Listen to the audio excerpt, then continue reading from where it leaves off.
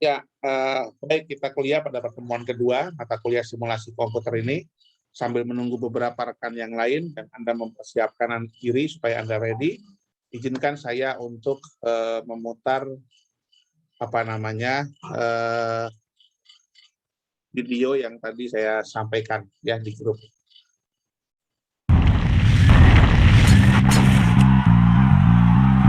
Imagine a world of your own creation, where you can see what doesn't yet exist, where time and space are under your command. A world where you can do anything, and there are no mistakes or wrong answers, where the only limits are those of your imagination. This is the world of modeling and simulation. Hi, my name is David, and I'm here to take you on a journey through that world. Modeling and simulation, or M&S, are ways of understanding the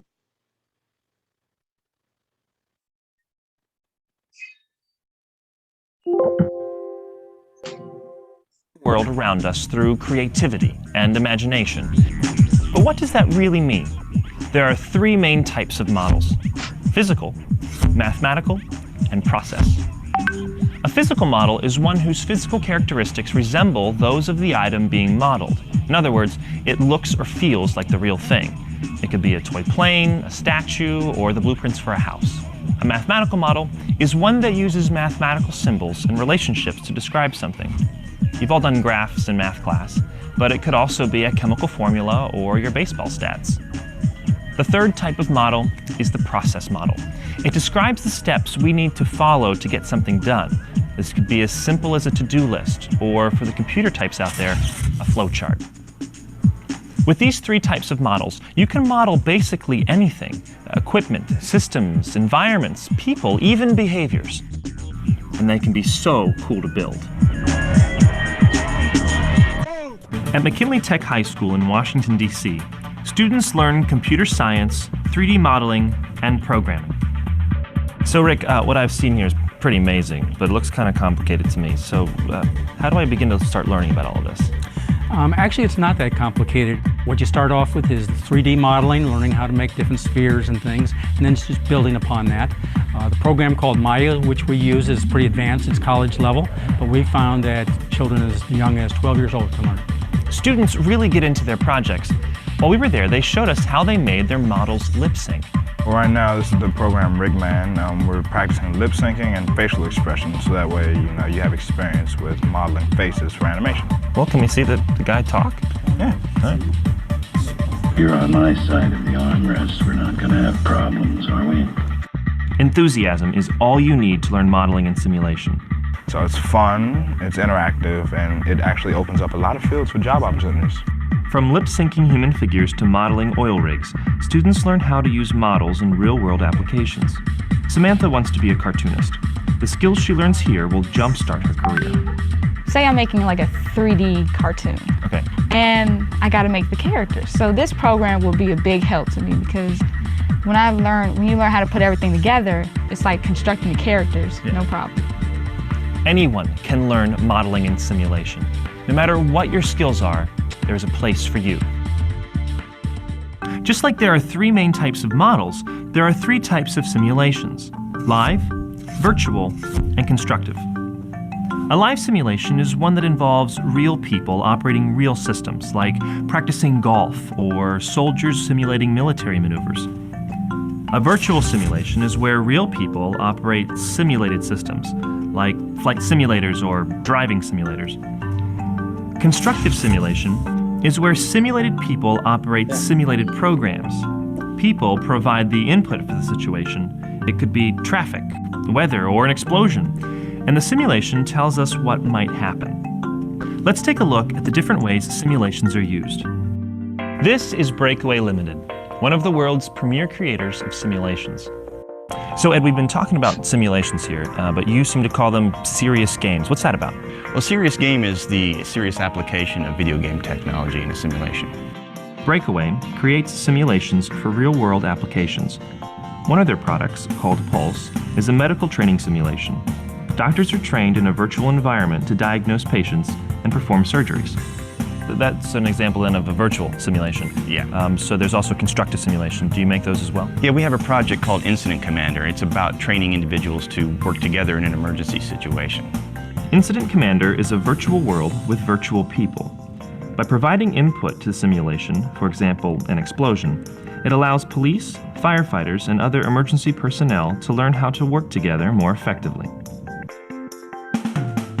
All simulations, live, virtual, and constructive, are great ways for people to learn how to handle situations and become better decision makers.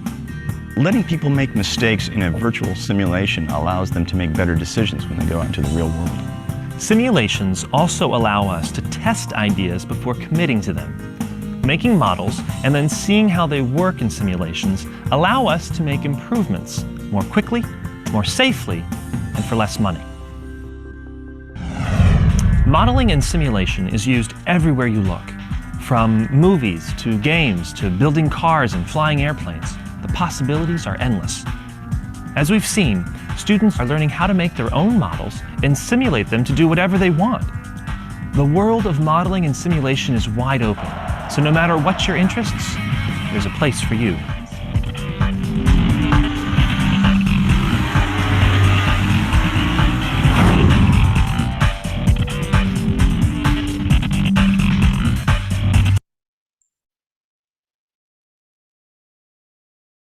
Baik, itu tadi sedikit ya pengantar mengenai apa perbedaan antara modeling dan simulasi. Kemarin sudah kita diskusikan antara sistem, pemodelan, dan simulasi, di mana sistem itu merupakan gabungan dari banyak elemen, di mana setiap elemen itu saling terkait dengan yang lainnya, dan mereka memiliki hubungan untuk mencapai tujuan bersama. Sedangkan model ini merupakan bentuk representasi dari sistem yang dibuat dengan formasi yang lebih sederhana, tetapi tetap detail pada hal-hal yang ingin diamati. Tujuan model tentu adalah untuk pengamatan dari sistem, sehingga model yang bagus bukan berarti model yang paling rumit, tetapi model yang paling menyerupai sistem yang diamati. Ingat waktu saya ambil contoh, kita disuruh membuat lukisan Presiden wanita pertama Indonesia. Selanjutnya, model pun berbagai macam tipenya. Ada model verbal, ada model fisik, ada model diagram, ikonik, model matematika, dan terakhir model simulasi.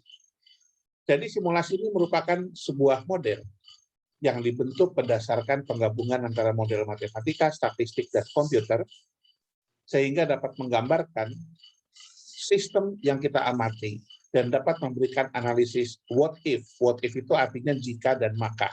Atau dengan bahasa lainnya, bisa menggambarkan karakteristik. Oke.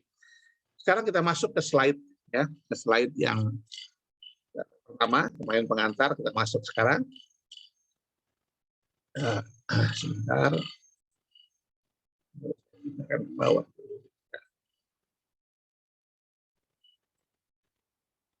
Baik. Nah, misalnya rekan-rekan sekalian, saya ambil sebuah contoh kasus di mana kita misalnya menghadapi sebuah permasalahan, kita diminta untuk sebuah permainan. Kita untuk bermain wheel of spin atau roda keberuntungan. Ya. Katakanlah ketika Anda bermain, Anda akan memiliki peluang untuk mendapatkan suatu revenue, katakanlah uang atau hadiah, begitu, di mana hadiah ini merupakan operasi antara apa yang Anda dapatkan dari roda yang pertama, spinner A, roda kedua, spinner B, dan roda ketiga, spinner C. Misalnya, biaya untuk sekali bermain itu adalah $1.000. Ribu aja, ya. Nah, misalnya Anda bayar 1.000 dapat 1 koin, Anda bisa memutar masing-masing roda atau spinner ini 1 kali. Jadi Anda akan memutar roda A 1 kali, gitu. Kemudian Anda akan memutar roda yang B 1 kali juga, dan Anda memutar roda yang C 1 kali juga. Kemudian Anda akan mendapatkan skor atau poin. Yang poin ini diterjemahkan dalam penilaian atau rumus sama dengan poin yang didapat oleh roda A dikalikan poin yang didapat oleh roda B dikurangi poin yang didapat oleh roda C. A kali B dikurangi C. Sehingga kalau Anda berpikir bahwa poin itu sebagai penghasilan Anda, maka Anda akan memiliki peluang mendapatkan suatu keuntungan apabila penjumlahan dari payoff atau pendapatan permainan ini melebihi dari cost to play atau biaya untuk membeli satu koin tadi yang harganya 1.000. Sehingga yang disebut return atau keuntungan itu sama dengan payoff atau pendapatan dikurangi dengan cost to play atau biaya untuk membeli satu koin untuk permainan ini. Nah, kira-kira begitu. Pertanyaannya yang ingin saya sampaikan, jawabannya kalau ada permainan seperti ini, pertanyaannya, akankah Anda lebih banyak kemungkinan untuk menang? Atau akankah Anda memiliki kemungkinan lebih banyak untuk gagal? Nah, kira-kira itu permasalahan. Kita akan mulai mendiskusikan apa itu simulasi dari permasalahan ini. Baik. Selanjutnya,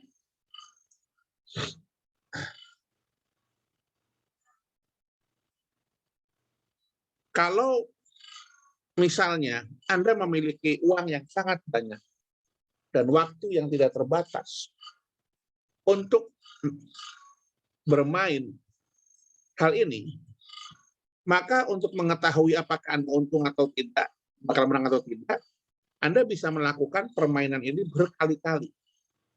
Sampai Anda punya kesimpulan, oh ternyata kemungkinannya lebih banyak ruginya atau lebih banyak untungnya. Nah, tetapi permasalahannya, apabila kita tidak memiliki waktu yang memadai, kita tidak memiliki jumlah anggaran yang cukup untuk membeli koin banyak. Pertanyaannya, apakah kemungkinan kita akan memutuskan untuk bermain hal itu? Karena dianggap permainan ini lebih banyak keuntungannya, atau kita memutuskan tidak akan bermain karena menurut hitungan kita banyak kemungkinan untuk kalah. Ada dua cara untuk menyelesaikan permasalahan ini. Yang pertama tentu menyelesaikan ini secara matematik, karena soalnya soal matematik. Yang pertama tentu perform eksperimen with the real system. Ya udah coba aja. Jadilah yang disebut dengan istilah statistiknya desain eksperimen. Melakukan percobaan-percobaan. Kalau yang di biologi ada percobaan genetika, melakukan percobaan-percobaan ilmiah, semua melakukan percobaan di real system. Di sistem nyata, real system. Anda ingat ceritanya Thomas Alva Edison? Sebelum dia mendapatkan kesimpulan mengenai penemuannya tentang listrik, dia melakukan percobaan lebih dari 1.000 kali. Tetapi kenyataannya nanti ketika Anda bekerja di dunia industri, tidak banyak dari Anda di tingkat persaingan industri saat ini memiliki kesempatan seperti Thomas Alva Edison, lebih dari 1.000 kali untuk menemukan sesuatu keputusan, menemukan suatu pemecahan solusi dari suatu permasalahan. Ke depan kita harus bisa memutuskan suatu masalah dalam sistem industri dengan cepat dan akurat. Karena itu kita membutuhkan model yang lebih baik. Nah, penyelesaiannya berarti ada dua. Melakukan dengan sistem nyata atau melakukan eksperimen melalui sebuah model. Ya, kita tetap melakukan eksperimen, tapi tidak dalam sistemnya. Tidak harus membayar 1.000 per koin dan melakukan 100 atau 200 atau bahkan 500 kali percobaan. Ini baru dalam kaitan permainan roda keberuntungan.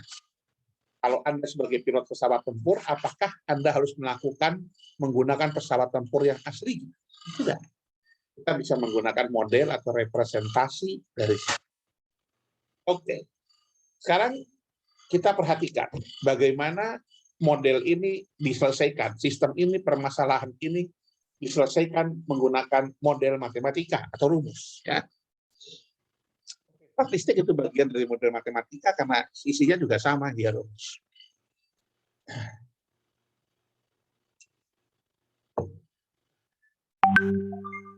Nah, Kita lihat tadi. Kita lihat dulu yang pertama.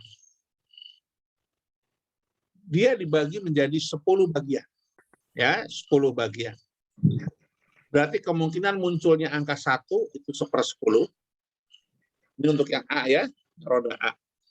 Kemungkinan munculnya angka 2 itu 2/10 karena dia ada 2 slice. Kemungkinan munculnya angka 3 itu 3/10, 4/10 karena dia ada 4 slice dari 10. Sedangkan munculnya angka 4 itu adalah 2/10 karena dia ada 2 slice. Yang 5 1/10. Jadi yang 1 itu 0,1 kemungkinannya, yang 2 itu kemungkinan 0,2, yang 3 itu kemungkinan 0,4, yang 4 kemungkinan 0,2, yang 5 kemungkinan 0,1.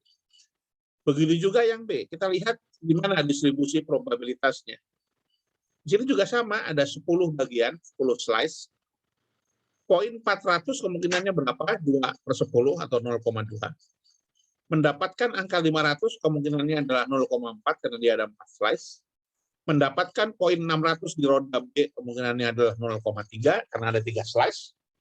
Dan mendapatkan angka 700 di roda B kemungkinannya adalah 0,1. Kemudian di roda C, kita lihat juga distribusi probabilitasnya. Kemungkinan mendapatkan angka 200 0,2, angka 300 kemungkinan 0,3, angka 400 0,4, dan 500 0,1. Ini kan ya. Nah, tabel ini dari yang tadi. Nah, sekarang kita lihat.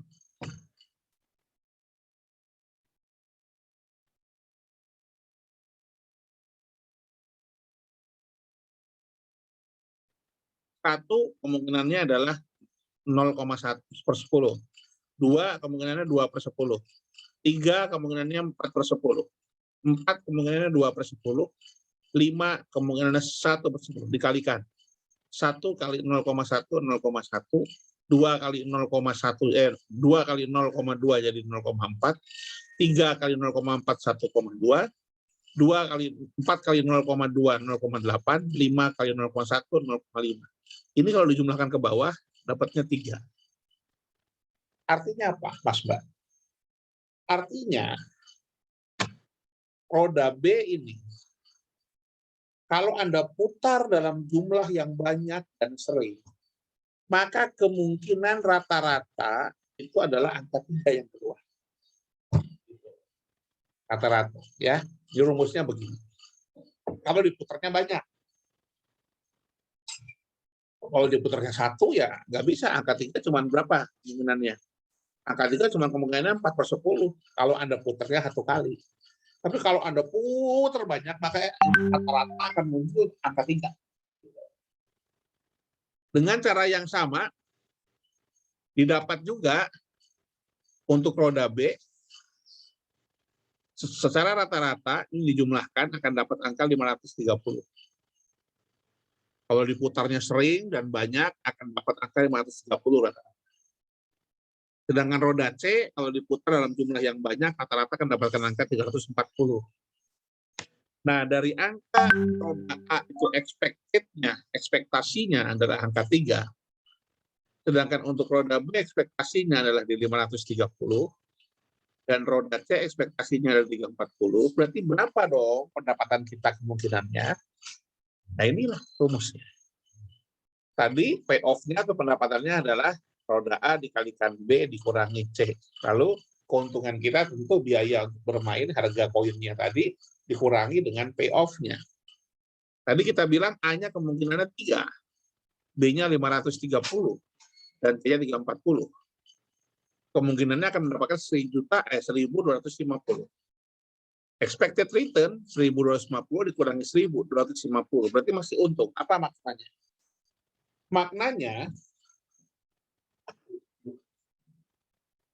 Maknanya kalau kita melakukan permainan ini dengan dalam jumlah yang banyak dan waktu yang sangat banyak, maka kemungkinannya kita akan menang setiap kali permainan 250. Kalau kita melakukannya dengan jumlah yang banyak, kalau 5 orang sekali kan enggak, belum tentu, gitu ya. Ini. Nah, kemudian pertanyaan berikutnya, masalahnya kita nggak mungkin melakukan jumlah yang banyak. Kita hanya melakukan 1 kali atau 2 kali atau 3 kali, kemungkinan bakalan menang atau kalah. Nah, begitu. Nah, untuk menjawab permasalahan itu, ini kita harus menghitung berapa frekuensi kemungkinannya. Yang tadi secara matematis, sekarang secara statistik frekuensi. Kita coba buat. Nah, ini secara statistiknya, penyelesaiannya. Oke.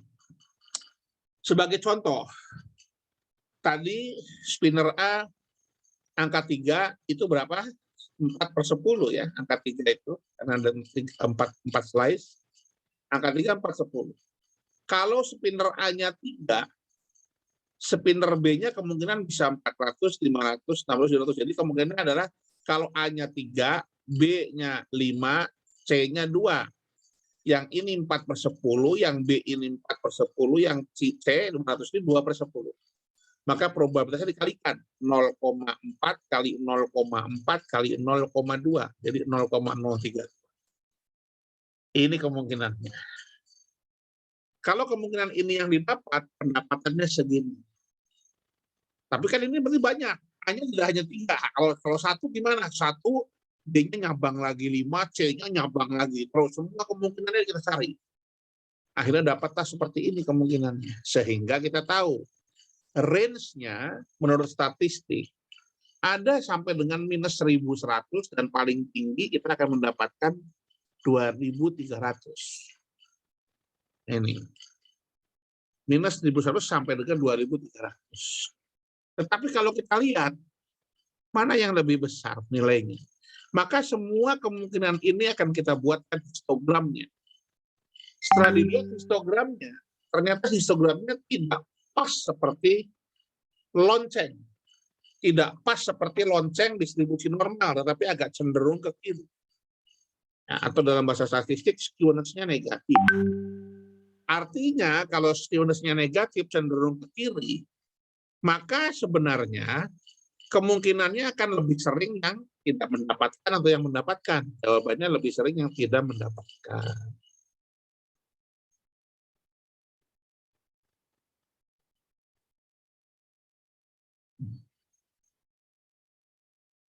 Nah, kemudian pertanyaan berikutnya, kalau misalnya saya hanya memiliki uang Rp2.000, itu kan berarti cuma bisa beli berapa koin. Hanya 2 koin. Lalu saya hanya punya waktu untuk bermain 25 kali. Pertanyaannya kita akan menang, kalah, bangkrut, atau break even, impas, atau untung. Nah, tadi diselesaikan secara matematika sudah. Berikutnya adalah perform eksperimen with real system. Nah, ini agak susah. Karena kita harus melakukan pengujian sebanyak berapa? 1.000 kali barangkali. Karena harus sering. Real system itu permasalahannya apa? Waktunya harus banyak, biayanya harus besar. Kemudian pertanyaan kedua, bagaimana kalau kita menyelesaikan hal ini menggunakan model atau representation? Dalam hal ini adalah kita menggunakan simulasi. Nah, simulasi kita hitung, ya kita hitung ketahuanlah di sini. Ya. Jadi rata-rata kita mendapatkan return 400. Artinya masih permainan itu masih kategorinya prospek untuk dimenangkan. Jadi kalau misalkan mohon maaf Anda masuk ke kasino, Anda harus bisa menghitung mana permainan-permainan yang kemungkinan Anda masih menang dan mana-mana yang tidak mau menang. Karena di kasino itu biasanya ada beberapa permainan yang didesain memang Anda kalah terus, ada di beberapa permainan yang kemungkinan Anda menang. Tapi yang mungkin Anda akan sering menang, hadiahnya nggak terlalu besar. Jadi ada beberapa kasino di luar negeri, terutama kalau seperti negara di Malaysia, itu di Genting Highlands, kemudian di Singapura, kemudian di Hong Kong, Macau, itu ada beberapa pemain kasino judi yang sebenarnya tidak judi. Kenapa? Karena kalau judi itu penerjemahannya kan dia bermodalkan keberuntungan belaka. Tapi ada beberapa judi-judi seperti ini yang memang dia perhitungkan.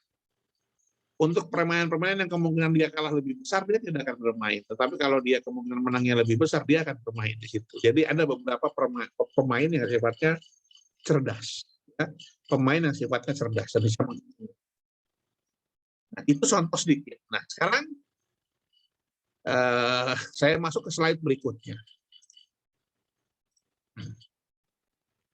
Nah, bagaimana step ya atau langkah-langkah dalam melakukan simulasi?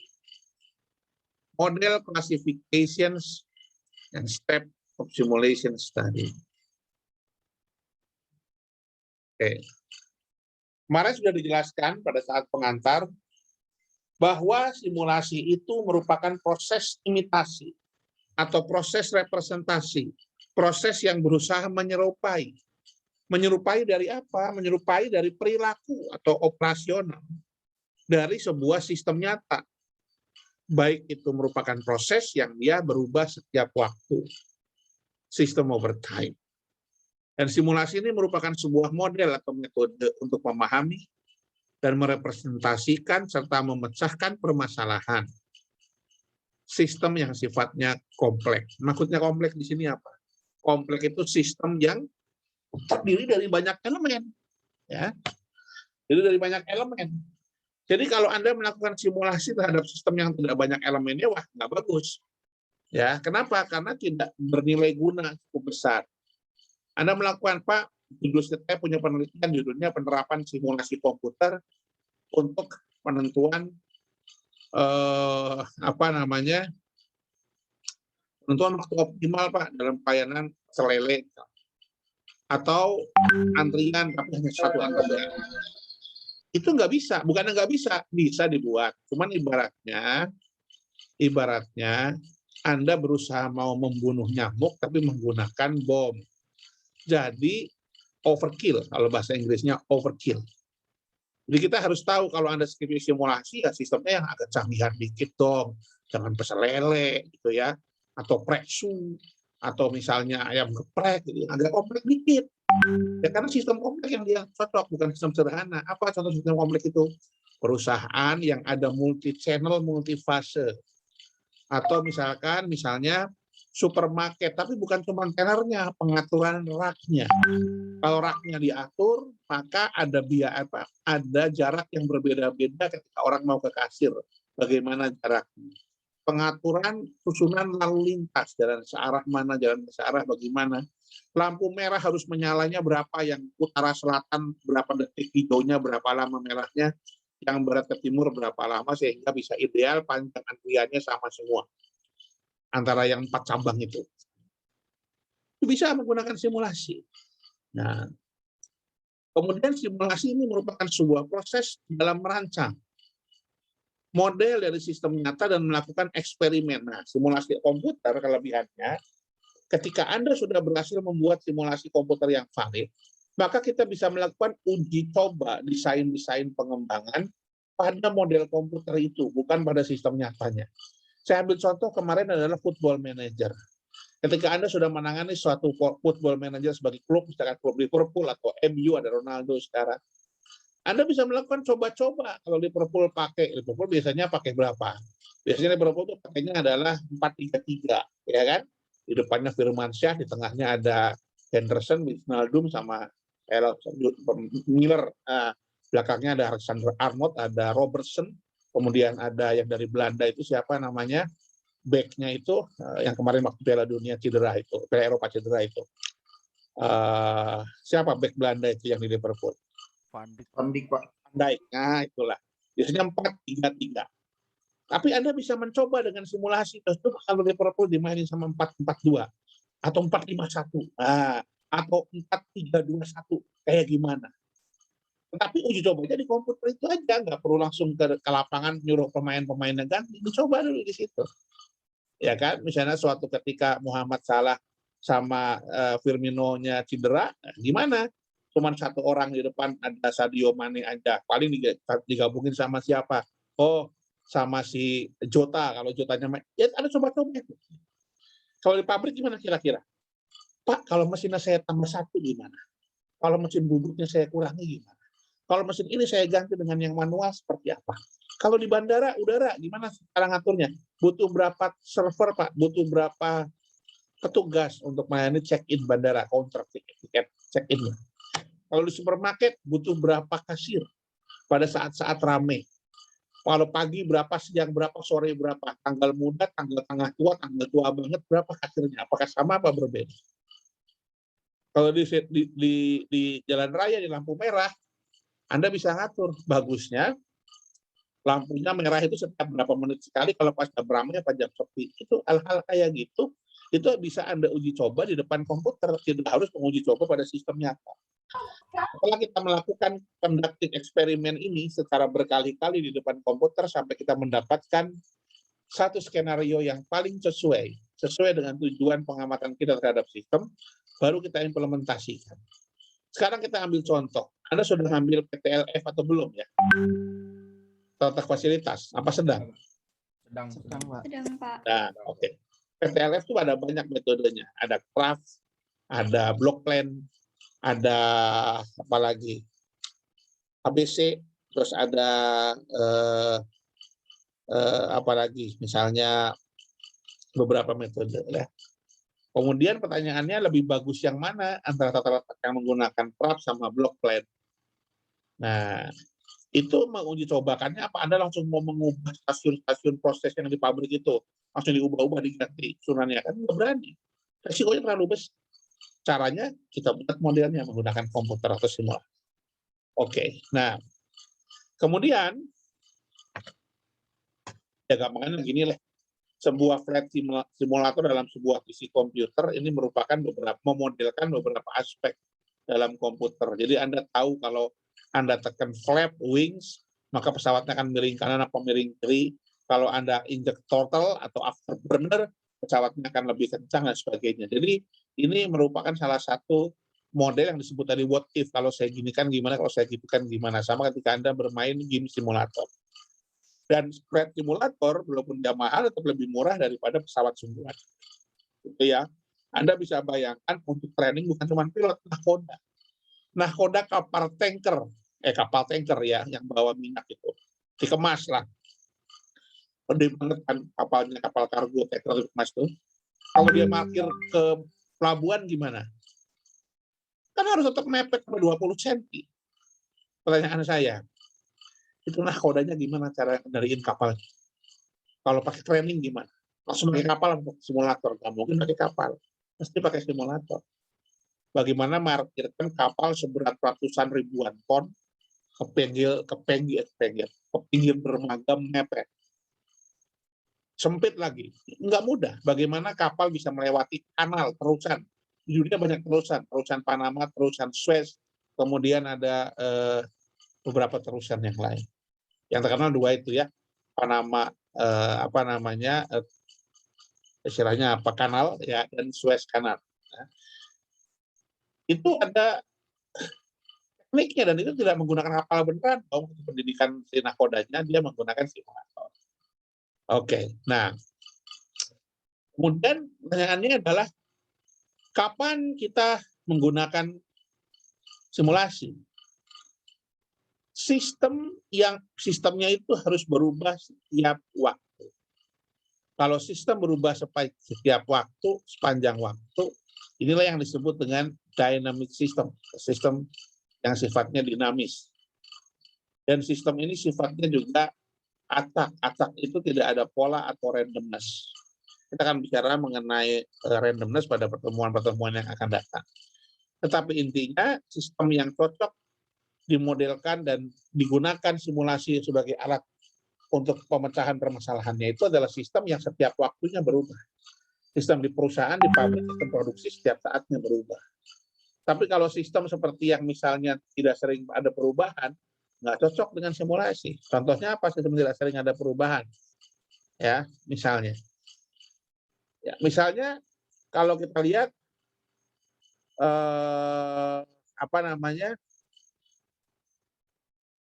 pelemparan mata uang atau pelemparan dadu. Pelemparan mata uang itu kalau uangnya tidak dilempar dan tidak digerakkan, maka dia tidak akan berubah lagi. Kenapa? Karena dia tidak bisa bergerak sendiri sistem itu. Dia perlu adanya gangguan atau noises dari luar supaya dia berubah. Maka dia tidak cocok dengan simulasi. Cocoknya dengan apa? Dengan statistik. Ya? Oke.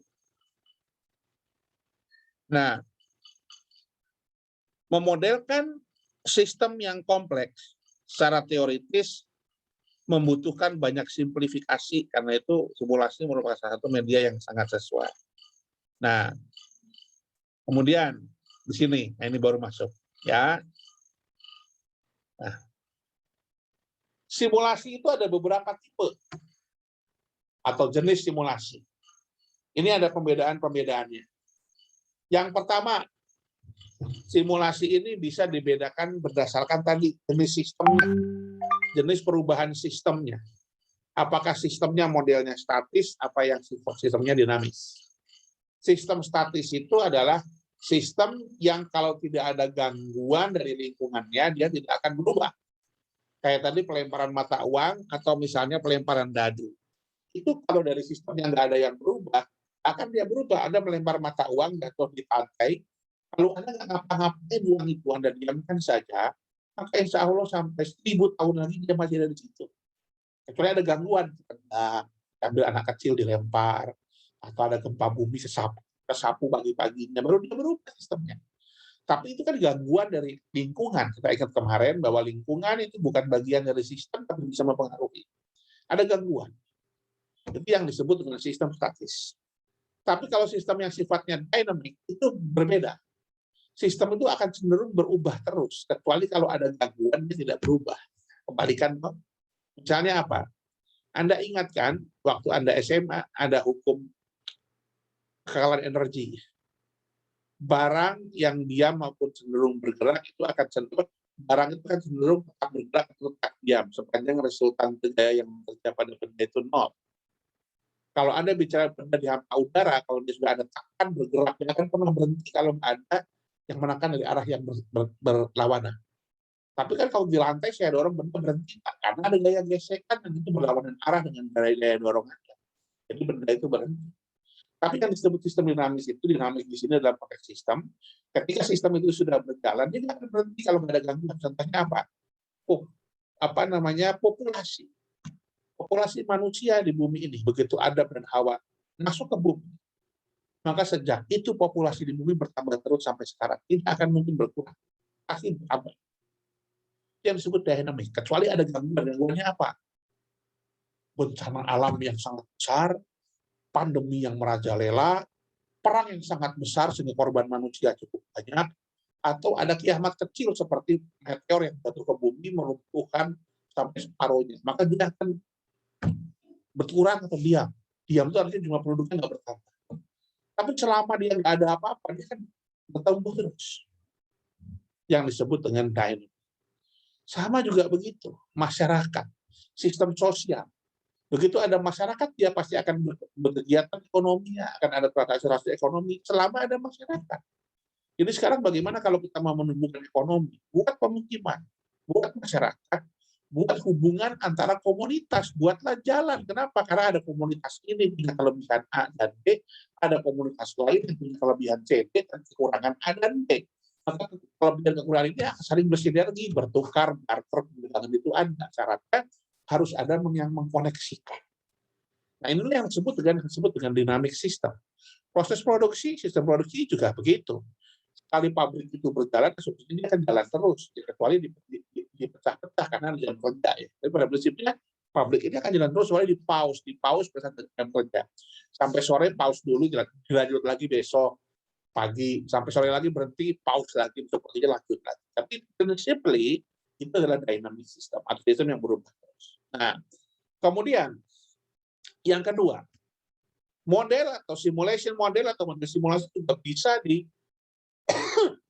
dibedakan dengan kategori yang lain, yaitu kategori yang statis ini kita bicarakan ya teman-teman ya. Yang ini nggak perlu simulasi ya, ini nanti ke statistik atau Monte Carlo, kita bicara yang gitu. Nah, sekarang dinamiknya itu ada dua gitu.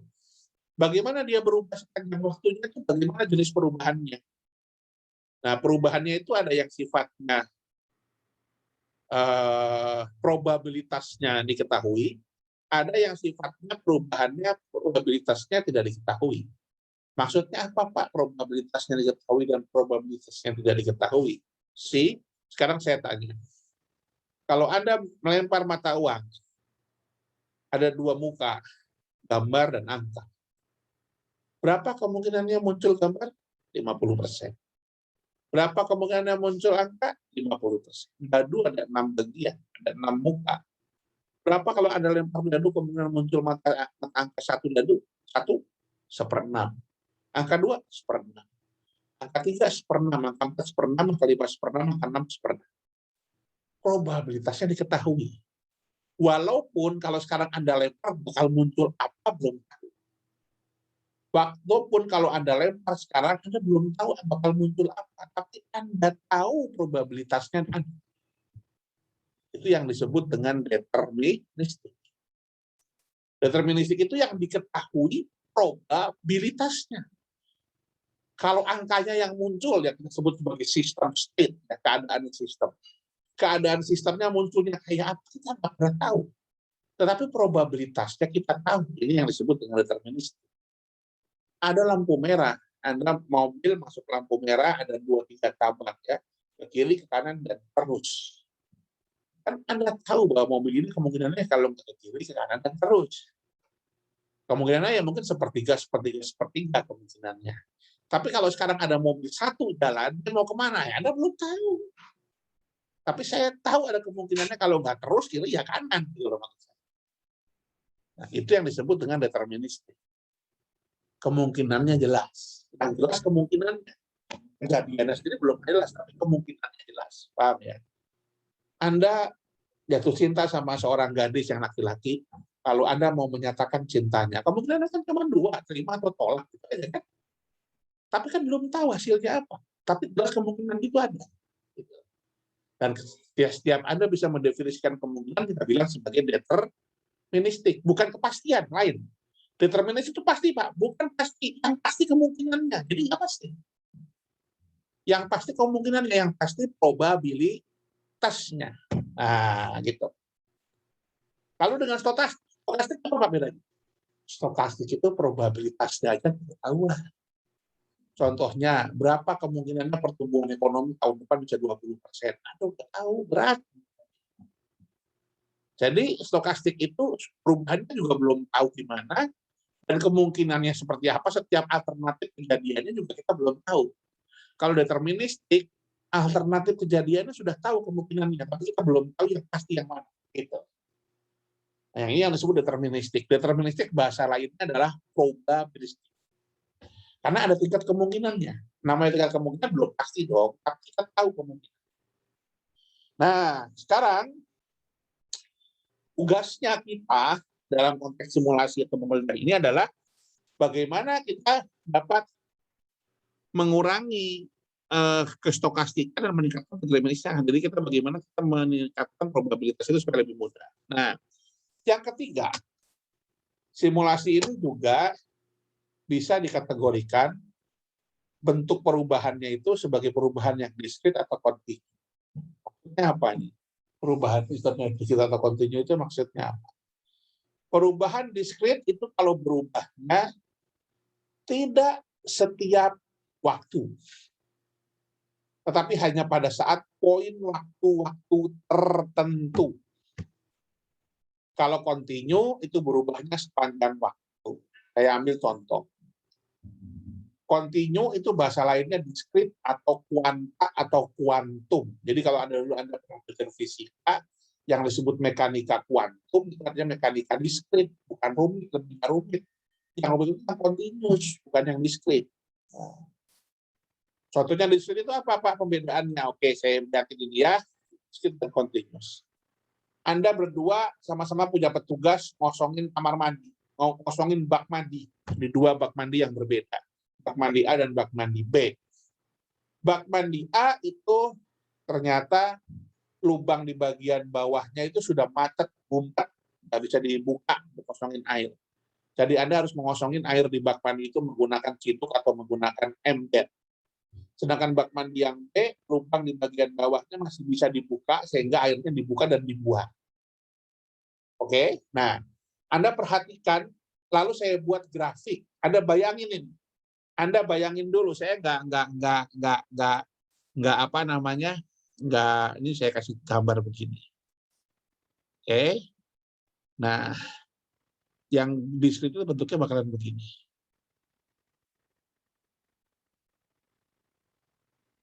Nah, kalau yang kontinu bentuknya kira-kira begini. Ya.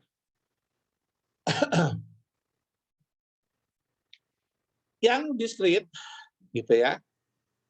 Yang diskrit itu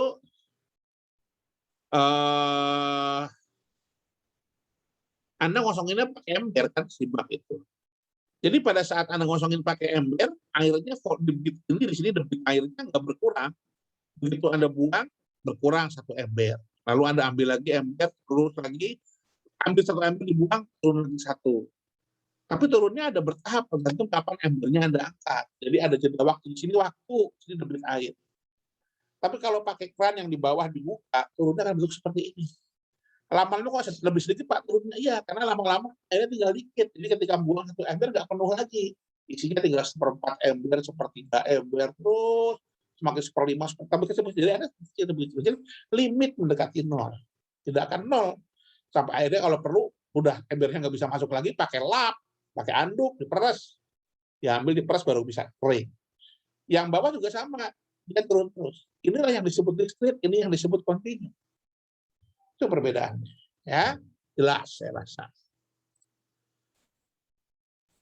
Oke, nah terus begini, contoh yang lain untuk deterministik dan stokastik itu apa? Contoh yang lain, parameternya, diskrit itu parameternya contohnya supaya gampang itu adalah menghitung. Sedangkan continuous mengukur. Menghitung itu apa Pak contohnya? Contohnya, kalau Anda, saya suruh tanya jumlah kapasitas produksi mobil, itu menghitung atau mengukur? Menghitung, karena namanya jumlah kapasitas mobil itu 1,5. Berapa produk yang jadi 1 atau 2 atau 3 atau 4,5? Nggak mungkin per yang jadi mobilnya 4,5, nggak mungkin 4,6, nggak mungkin. 4 atau 5, karena itu disebut diskrit, menghitung. Kalau mengukur berapa tinggi orang, berapa panjang jalanan, nah itu ukur. Kenapa? Karena kemungkinan dia 1,45, 1,55, oh hadir ada 0, setiap itu ada rapat. Continuous, mengukur namanya. Dalam ilmu statistik ada distribusi, diskrit, distribusi, kontinu. Bedanya apa rumusnya? Kalau yang distribusi kontinu mesti rumus distribusinya, kalau tidak ada dy titiknya maka ada cutting-nya, ada integralnya. Kalau rumusnya Anda ketemu seperti itu, maka dia distribusinya jelas continuous. Kalau distribusi diskrit bentuknya apa? Sigma. Sigma A sampai B sedemikian sehingga sigma itu berarti diskrit. Tapi kalau ada cacing itu continuous.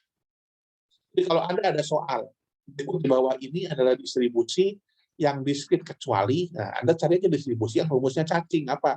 Distribusi normal itu cacing rumusnya, distribusi Poisson itu cacing, bukan, dia diskrit, eksponensial itu cacing rumusnya. Jadi paham ya cara membedakannya. Oke. Kalau dalam proses industri gimana Pak? Kalau industri otomotif, manufaktur dia diskrit, tetapi kalau Anda industrinya adalah industri pupuk, pembuatan pupuk, dia continuous. Kenapa? Karena pupuk itu volume produksinya bisa koma, penuh koma, tapi kan akhirnya diproduksi Pak, disak-sakin, dikarung-karungin.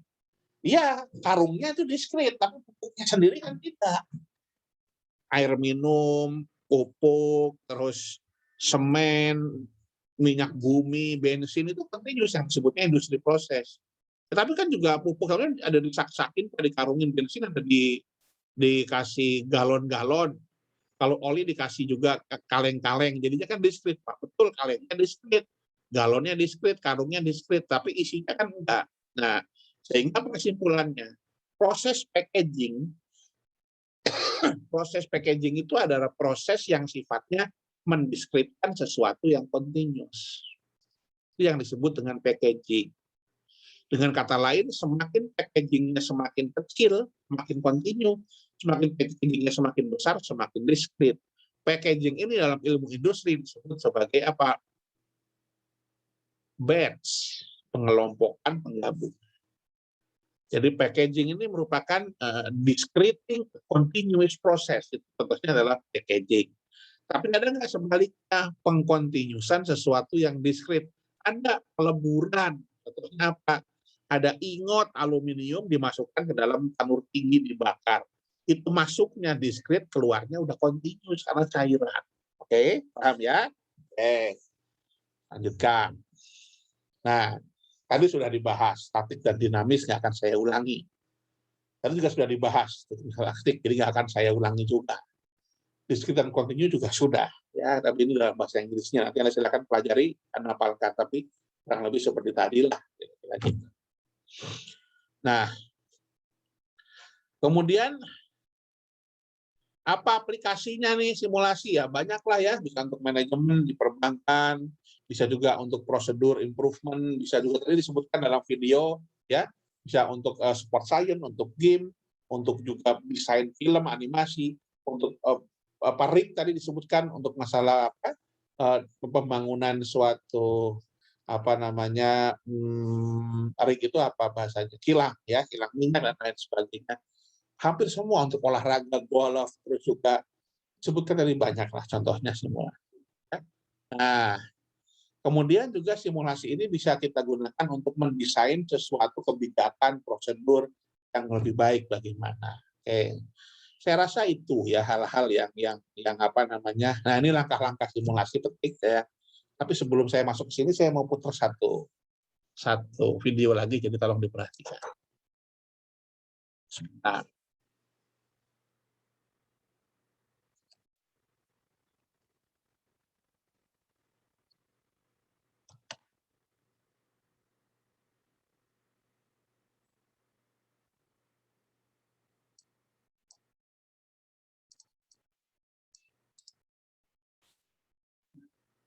Saya ambil yang discrete event simulation.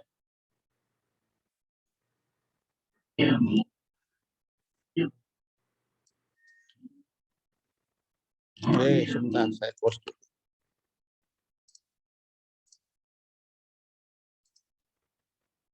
Has been provided. RPM Global has been providing simulation solutions to the mining industry for more than 30 years. Our flagship solutions use discrete event simulation to support mine haulage decisions, ranging from operational planning to capital investment. Discrete event simulation, or DES, has been used in many industries to understand complex systems. Industries such as healthcare, retail, logistics, manufacturing, and even Formula One all benefit from having the ability to model their systems and have confidence in the outcomes. In mining, the environment is dynamic. You have multiple loaders, many haulage units, and often multiple types and sizes. Trucks loaded at a single source may be sent to different destinations, depending on what they are carrying. When they are traveling, they will have multiple interactions, not just with other equipment, but also with mine infrastructure like crushers and stockpiles. A common way of overcoming this complexity when estimating trucking requirements is to simplify the haulage cycle by modeling a single source to a single destination for one truck. First, the theoretical cycle time is calculated by simply adding the load time, a calculated travel time, and dump time together. If we know how much material is being moved, we can calculate the number of cycles and the total truck hours required. These hours will then need to be adjusted using availability, utilization, and efficiency factors. This approach is great for estimating trucking requirements long-term. However, there may be issues caused by interactions that are not visible in the plan because mining isn't that simple. Discrete event simulation models these interactions and many other events that equipment performs, such as refueling, lunch, and shift change. These events happen all over the shift. They can happen regularly, but also at random intervals, and DES considers them all. Other complexities considered by DES models include single-lane roads and tunnels underground, stockpile management, queuing at destinations, ore passes, refueling or recharging, bunching, hot seating, and autonomous haulage systems. RPM simulation solutions incorporate DES into a mining-specific software that can be used by miners, original equipment manufacturers, and contractors. Whether using DES for validating schedules, as a decision support tool, or for equipment selection, it is invaluable to quantify scenarios and assumptions prior to any monetary outlay. RPM simulation is used by hundreds of companies every day to simulate underground and open pit mining environments all over the world.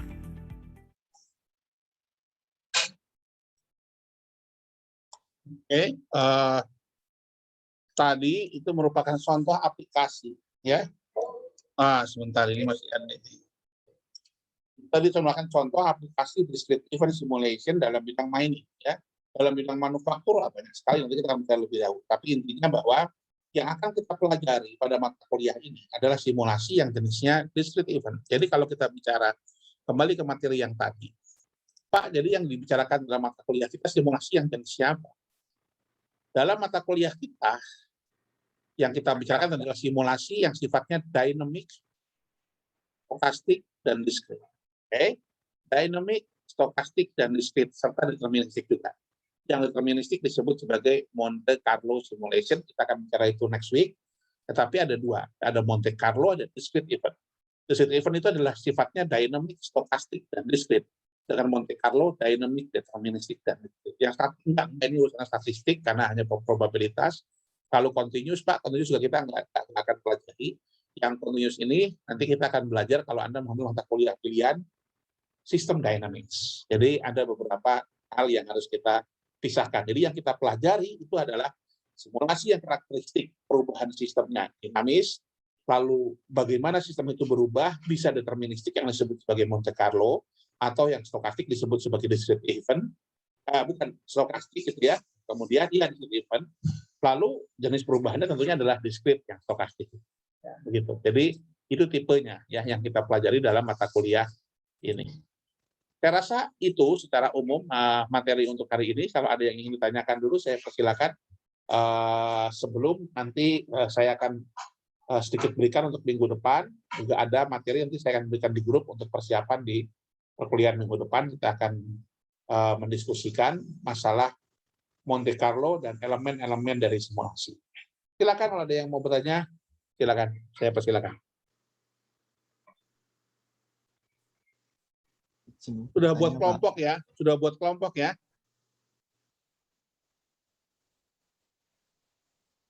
Sudah buat kelompok belum? Udah disuruh belum? Belum, Pak. Belum. Oke, kalau belum, minggu ini saya minta Anda membuat kelompok setiap kelas masing-masing terpisah.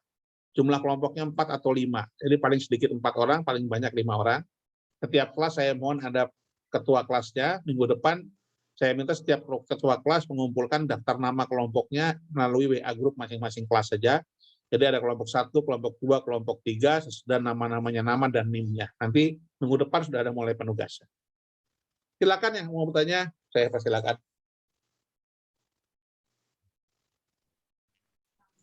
Pak, sedikit Pak. Ya, boleh silakan. File PPT-nya Pak. Yang mana yang di-share? Ya Pak, yang tadi Pak. Nih. Ya. Iya. Yang mana? Yang bagian mana? Maksud saya minta filenya Pak. Oh, apakah boleh? Ini sudah dari minggu kemarin saya berikan di grup. Ini sudah di grup. Anda masuk di grup nggak? Sudah Pak, tapi belum ngecek Pak. Mungkin saya. Nah, Pak. padahal saya minta sebelum kuliah dibaca dulu, ketahuan kan Anda berarti nggak lihat. Iya Pak. Ya, jadi saya biasanya habis kuliah itu memberikan materi untuk minggu depan. Jadi sebelum Anda masuk di kelas, saya minta baca dulu. Karena kalau hanya mengandalkan video di kelas, mungkin Anda anggap terlalu cepat. Tapi kalau Anda sudah baca, sebenarnya nggak terlalu cepat. Begitu. Karena juga saya sudah siapkan buku dalam bahasa Indonesia dan buku wajib dalam bahasa Inggris. Itu juga harus saya minta Anda baca. Jadi ya Mas ya. Oke. Yang lain silakan.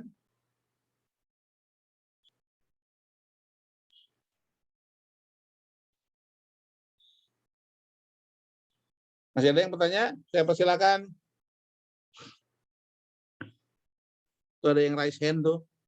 Silakan. Nggak tahu raise hand beneran apa nggak tahu, cuman itu ala-ala aja gambarnya. Mbak siapa itu? Risa. Mbak Risa. Enggak, Pak. Oh, enggak. Ya. Oh, ternyata gambarnya mau saya. Oke. Masih ada ditanyakan? Nggak ada? Kalau nggak ada, asumsinya beres loh ya. Jangan bingung ya. Nah, untuk minggu depan, tugas Anda baca bab 3, bab 4. Baik dari bukunya Jerry Banks maupun dari modul punya saya. Ya. Modul punya saya baca bab 3, bab 4, dari Banks juga iya. Setelah kuliah ini nanti akan saya upload video perkuliahan ini dan beberapa materi untuk persiapan minggu depan. Jadi minggu depan juga Anda sudah harus mulai membaca materinya. Dan minggu depan sudah mulai ada penugasan. Nah kan kalau dimintakan, kalau nggak ada kita akhiri. Cukup ya? Cukup? Baik. Pak. Cukup ya? Cukup. Baik. Terima kasih kalau begitu. Assalamualaikum warahmatullahi wabarakatuh. Ini kita dulu. Yang kelas A ada? Di sini. Kelas B ada juga? Ada, Pak. Ada, Pak. Ya. Ya, minggu depan masih kuliah tatap muka. Setelah itu ada penugasan. Kita akan diskusi tugasnya per kelas, ya, per kelas. Jadi minggu depan tatap muka. Setelah minggu depan mungkin 2 minggu kita tatap muka. Kita chatting sama ngoreksi tugas. Jadi per kelas, ya, kita per kelas. Gitu. Oke, saya rasa begitu dulu. Terima kasih. Assalamualaikum warahmatullahi wabarakatuh. Waalaikumsalam. Waalaikumsalam warahmatullahi wabarakatuh. Terima kasih, Pak. Terima kasih.